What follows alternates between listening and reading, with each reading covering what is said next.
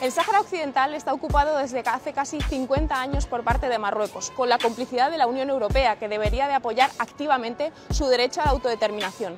Esto supone una violación de su soberanía, también violación sistemática de los derechos humanos y también un expolio de los recursos del pueblo saharaui.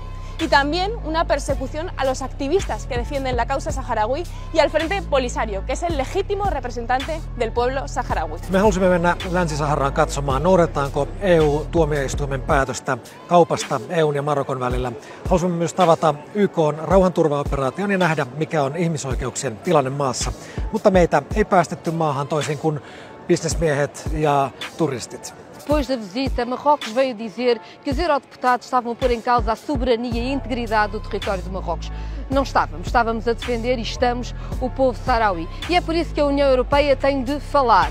Não pode ter esta cumplicidade explícita com a ocupação do Sáhara Ocidental. Tem de fazer cumprir a sentença do Tribunal de Justiça Europeu e é isso que continuamos a exigir.